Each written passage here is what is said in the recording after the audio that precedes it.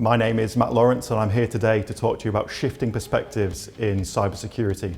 So even if we consider just cybersecurity alone, organizations face a tremendous challenge. The time available to achieve everything you need to achieve, the budget and your ability to execute your desired plan, and also things like company politics all play a role. Notably, in the report of the recent British Library incident, it covered all of these things and more, and it really spoke to a clear problem that we've been seeing organizations face for many years. All of this leads to complexity, and it's complexity that is really hurting and killing organizations on the ground. Even if we just consider an organization that has 1,000 laptops, each with hundreds of configurations, different applications, managed by a workforce with 10 to 15% turnover over the course of a year.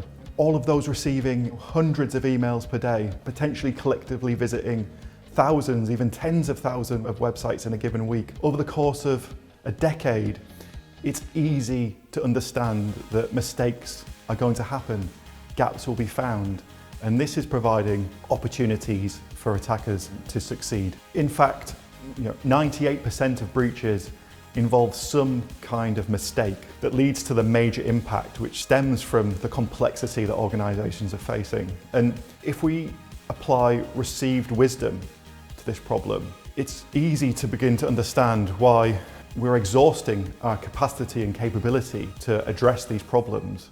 Received wisdom in the cybersecurity world is implement strong access control, regularly update software, educate employees, use firewalls and intrusion detection systems, encrypt data, implement security policies, regularly backup data, conduct vulnerability assessments, limit user privileges, incident response plan, secure third-party relationships, security audits and pen testing, employee offboarding, patch management, secure remote work, monitor and detect anomalies, regularly view and update security, and foster cybersecurity culture.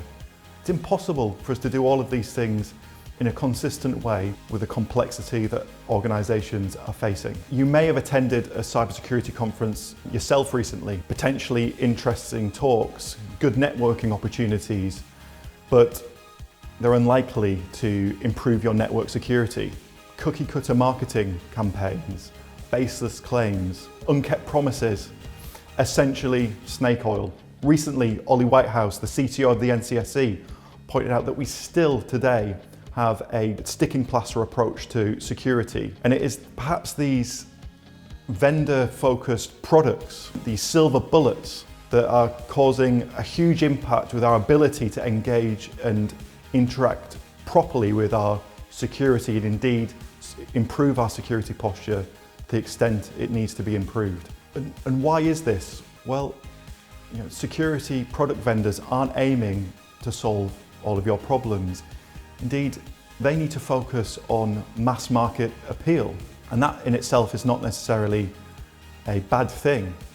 But from the perspective of a security vendor, they don't need to worry about all of your intricate problems, all of these things that factor in to the complexity that your organization's facing, and therefore downstream the impact that you are going to feel. The specific problems that you face as an organization might be consistent with many other organizations in industry, but the unique mix of factors that play into the impact that you would feel in a cyber attack are very much unique to yourself and require you to engage in a more robust way with how we sort of identify these things and indeed put in realistic plans to improve them. Now, that isn't to say that a place doesn't exist in the market for such security vendors, but it should influence our thinking when we're quantifying the effectiveness and the return of investment on things that we are doing to address our security concerns. If we apply that same logic to the cyber kill chain, or simply the steps an attacker would take to traverse an attack path within your organization, what we have is a situation where vendors are broadly focusing on the left-hand side of the kill chain, where indeed the majority of your problems, or at least your biggest problems, exist on the right-hand side. But this isn't just about security vendors though. If we approach this problem from the point of view of the attacker and the techniques, tooling and procedures that they would execute in the course of their attack. It is indeed, when you look at the left-hand side of the kill chain, the potential volume of TTPs that they can leverage is far higher than as they approach their objective. And it's of course the point that they achieve their objective where you as an organization feel the impact. We only need one opportunity to stop an attack. And it's therefore, if we can detect and respond at the right moment by investing our time and effort where it is most sensible to do so, where the problem is perhaps getting towards the point of being relatively straightforward, dozens of techniques to take care of, dozens of opportunities that attackers might be able to leverage within your organization, rather than hundreds or indeed thousands, or in some cases, tens of thousands.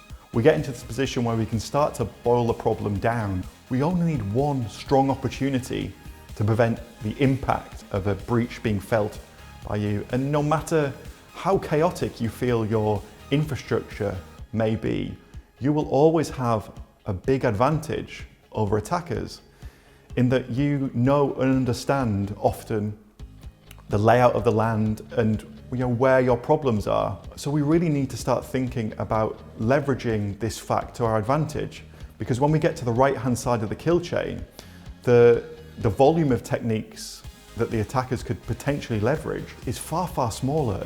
Indeed, we might be in the realm of dozens of potential attack techniques versus hundreds or indeed thousands when we're looking at the left-hand side of the kill chain. So it is about time that we begin to bring this thinking into our planning and make sure that we're investing our time, budget and efforts in the right things that are going to have the biggest impact to your bottom line, and in this case, your security. If we were thinking movies, I want you to think like the 300, not in terms of historical accuracy, but in terms of taking sensible steps to overcome overwhelming odds. Compromise is inevitable, we just can't predict the timing or severity of the breach. And at this point, true resilience is really key.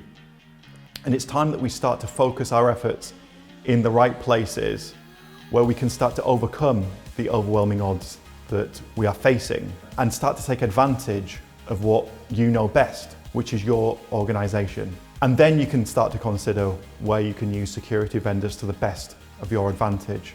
But it's only through understanding this and indeed shifting right in our thinking along the kill chain where we can begin to shift our perspective and start to overcome this problem in a world where the geopolitics is getting more complex and indeed the environment and the threat landscape is becoming more complex in connection to that and other things as well. Shift right on the kill chain and we'll start to see success in overcoming those overwhelming odds.